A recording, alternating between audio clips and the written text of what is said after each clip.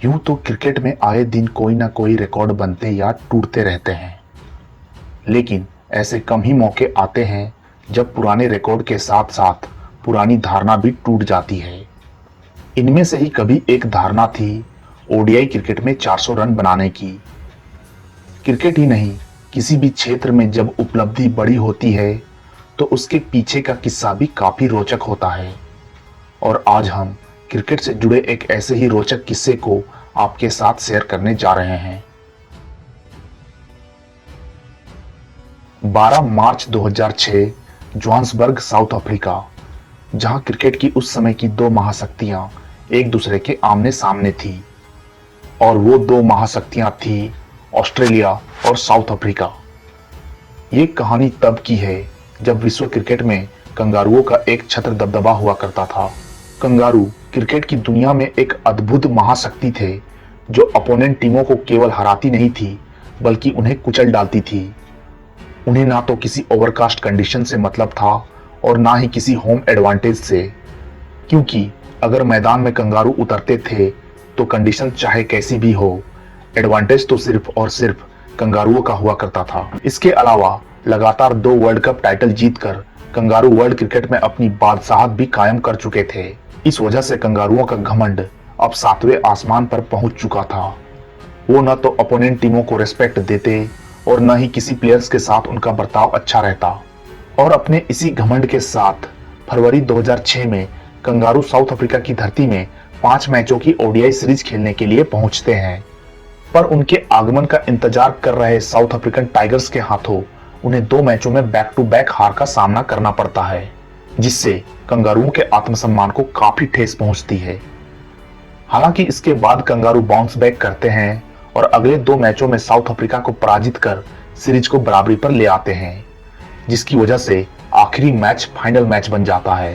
Series बराबरी पर आ जाने से अब सबको इंतजार था 12 मार्च 2006 का।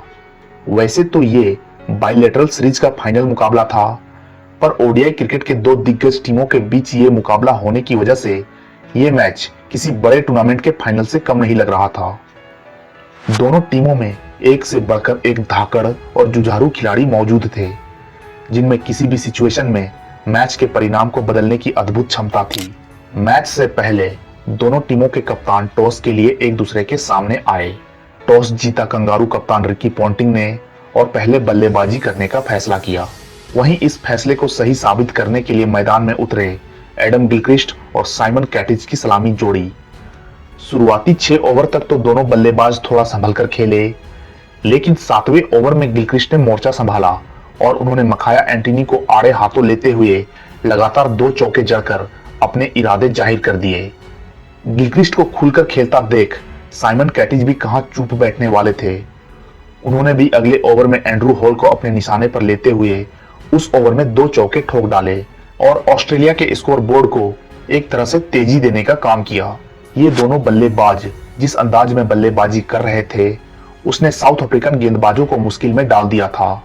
खासकर गिलक्रिस्ट, जो कि अपने अंदाज में ही बिना जोखिम भरे शॉट खेले लगातार रन्स बनाते जा रहे थे, जिसने कंगारुओं को एक बड़े स्कोर की तरफ बढ़ने के लिए एक आधार तैयार कर दिया था। इस दौरान 12वें ओवर में गिलक्रिस्ट ने एक बार फिर एंड्रू हॉल को अपने निशाने पर लेते हुए बैक टू बैक 2 चौके जड़कर महज 35 गेंदों में ही अपना अर्धशतक भी पूरा कर लिया।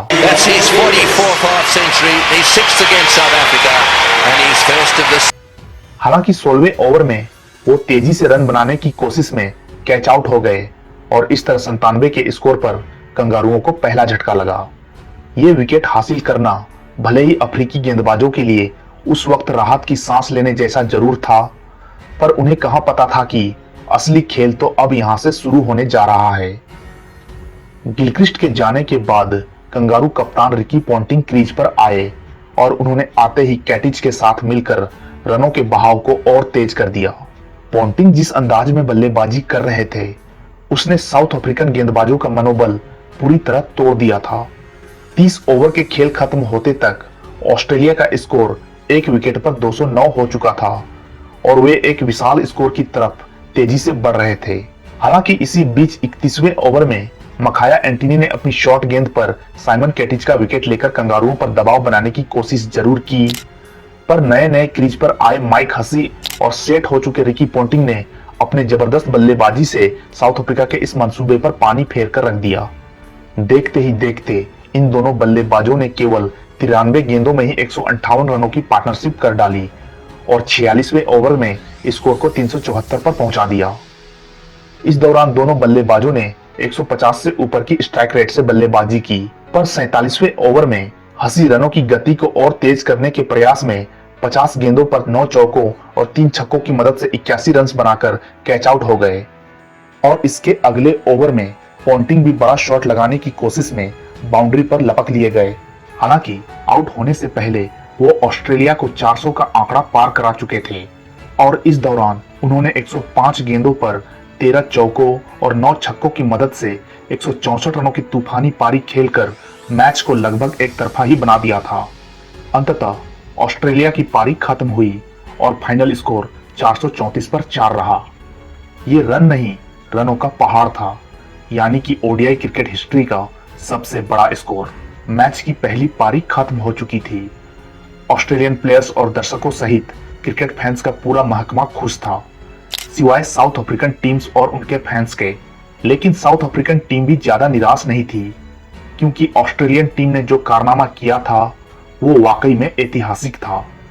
434 के विशाल स्कोर के आगे साउथ अफ्रीकन टीम भी किसी दबाव में नहीं थी, क्योंकि उनका मानना था कि इतने बड़े स्कोर को चेज कर पाना वैसे ही बहुत कठिन है और ऊपर से ऑस्ट्रेलियन पेस अटैक के खिलाफ तो ये काम लगभग नामुमकिन ही है, तो रणनीति बनाने का क्या फायदा। इसीलिए मैच के प्रेशर को दरकिनार करते हुए साउथ अफ्रीकन प्लेयर्स मैच की घटनाओं को याद कर मस्ती मजाक करने में लग गए थे और जब सबसे ज्यादा रन लुटाने वाले गेंदबाजों पर चर्चा शुरू हुई तब साउथ अफ्रीका के सबसे अनुभवी खिलाड़ी जैक कैलिस ने यह कहते हुए चुटकी ली कि मेरे हिसाब से हमारे गेंदबाजों ने अच्छा काम किया है, क्योंकि इस पिच पर कम से कम 450 रन बन सकते थे और ऑस्ट्रेलिया ने तो फिर भी कुछ कम रन बनाए हैं। कैलिस की ये बात सुनकर सभी खिलाड़ी उनकी तरफ देखने लगे, क्योंकि ये बात कैलिस ने इतने कॉन्फिडेंस के साथ कही थी कि ये बात सभी साउथ अफ्रीकन खिलाड़ियों के लिए एक मोटिवेशन का काम कर गई और इसी मोटिवेशन के साथ उस पहाड़ जैसे टारगेट को हासिल करने की चाहत लिए साउथ अफ्रीका की तरफ से ग्रीम स्मिथ और बोएटा डिपेनार की सलामी जोड़ी ग्राउंड पर उतरती है। लेकिन मैच के दूसरे ही ओवर में साउथ अफ्रीका की उम्मीदों को तब एक करारा झटका लगता है जब डिपेनार कंगारू गेंदबाज नेथन ब्रेकन की गेंद पर बोल्ड आउट हो जाते हैं, जिससे साउथ अफ्रीकन टीम पर दबाव और बढ़ जाता है। डिपेनार के जाने के बाद इस दबाव भरे माहौल के बीच तीसरे नंबर पर बल्लेबाजी करने के लिए आते हैं साउथ अफ्रीका के विस्फोटक बल्लेबाज हर्सल गिब्स। वही हर्सल गिब्स जिन्होंने पिछली रात इतनी शराब पी ली थी कि वो रात में अपने रूम में भी नहीं लौटे थे। इस बात का जिक्र उन्होंने अपनी ऑटोबायोग्राफी में भी किया है, जिसमें उन्होंने ये भी बताया है कि कैसे वो सुबह के 1 बजे तक अपने एक दोस्त के साथ बैठकर शराब पीते रहे और सुबह मैच से कुछ घंटे पहले अपने होटल रूम में लौटे। उन्होंने ये भी बताया कि जब वो ग्राउंड पर खेलने उतरे तब भी उनका नशा पूरी तरह नहीं उतरा था and he was suffering from hangover. बहरहाल ग्रीम स्मिथ और हर्सल गिब्स की जोड़ी मैदान पर थी और उनके सामने हासिल करने के लिए एक विशाल लक्ष्य था, लेकिन नशे में धुत हर्सल गिब्स को जैसे इससे कोई मतलब ही नहीं था और इसीलिए उन्होंने आते ही एक एंड से कंगारू गेंदबाजों पर प्रहार करना शुरू कर दिया। वहीं दूसरी एंड से स्मिथ ने भी उनका बखूबी साथ देते हुए बड़े शॉट्स लगाने शुरू कर दिए। दोनों ने मिलकर ऑस्ट्रेलियन गेंदबाजों की खूब कुटाई की और 22वें ओवर में ही स्कोर को 190 पर पहुंचा दिया। दोनों बल्लेबाज ऑस्ट्रेलियन गेंदबाजों का वही हाल कर रहे थे जो हाल ऑस्ट्रेलिया ने पहली पारी में साउथ अफ्रीकन गेंदबाजों का किया था। दोनों के बीच अब तक 187 रनों की पार्टनरशिप हो चुकी थी।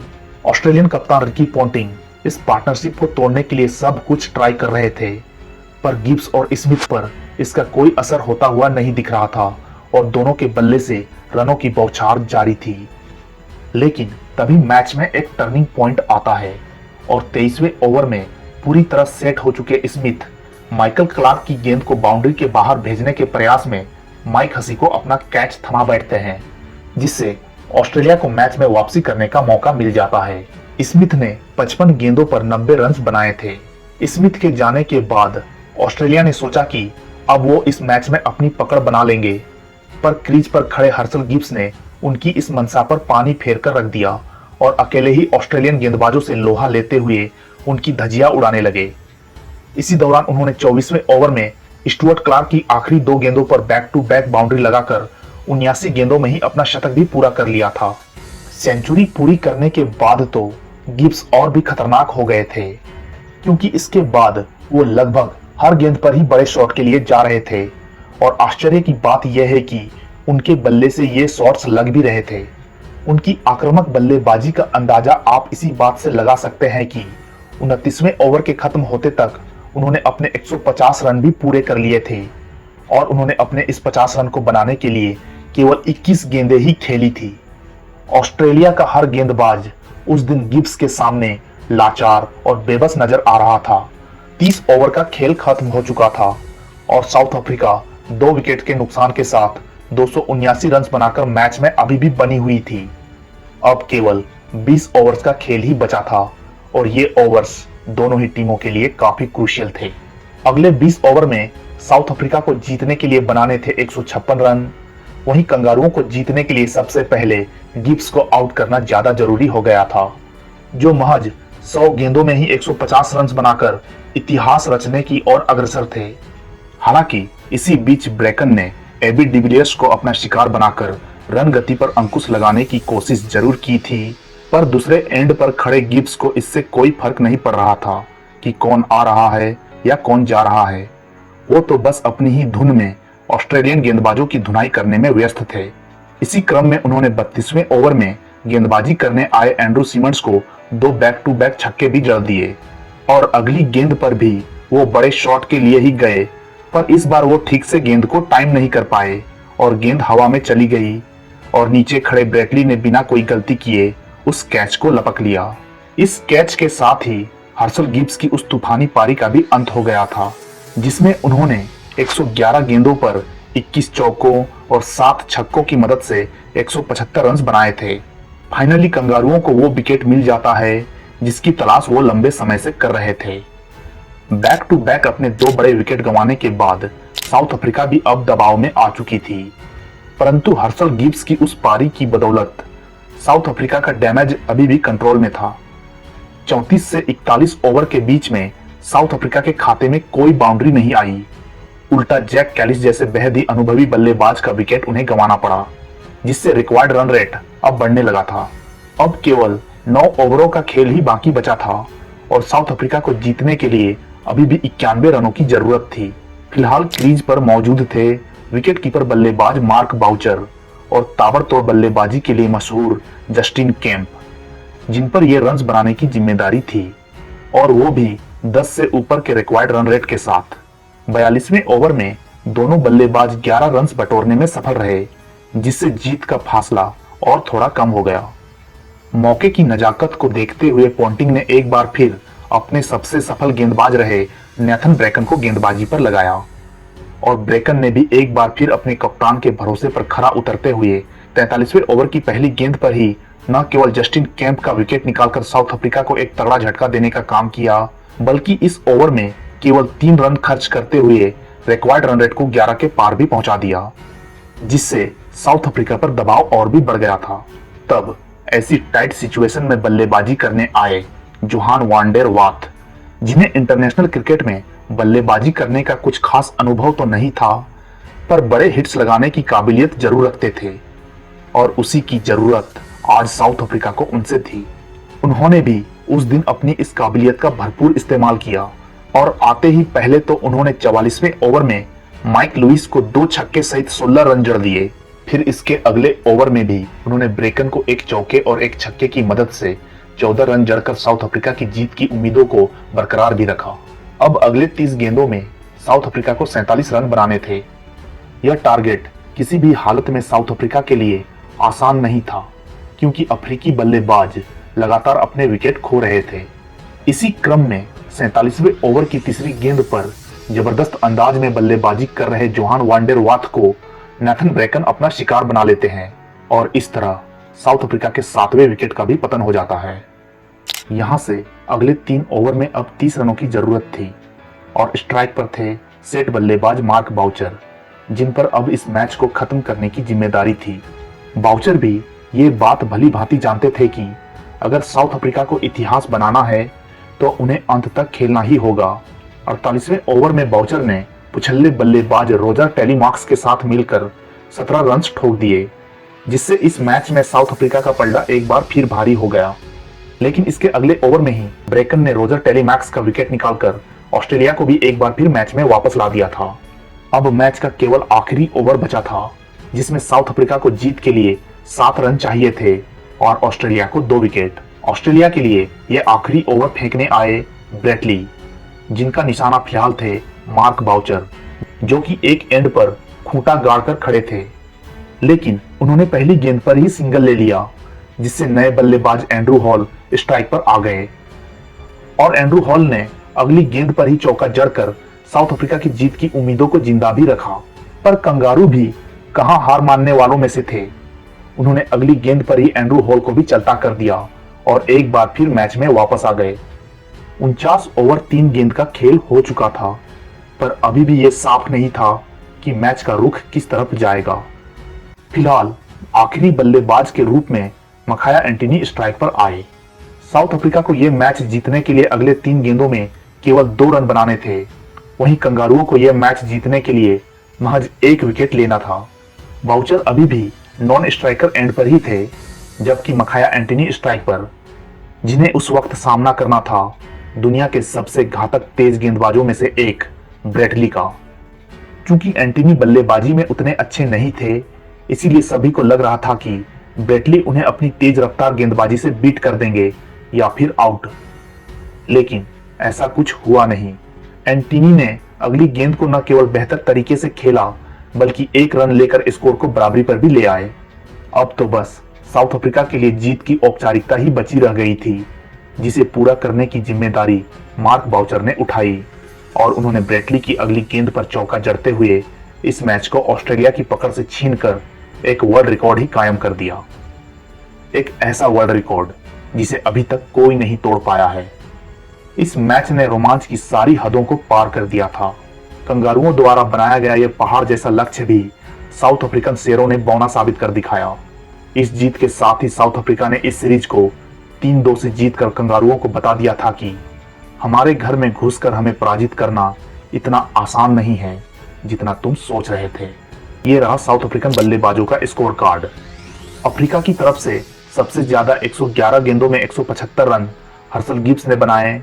वहीं मार्क बाउचर ने 43 गेंदों में नॉट आउट 50 रनों की एक शानदार पारी खेली और कप्तान ग्रीम स्मिथ ने ताबड़तोड़ 90 रन महज 55 गेंदों में बनाए।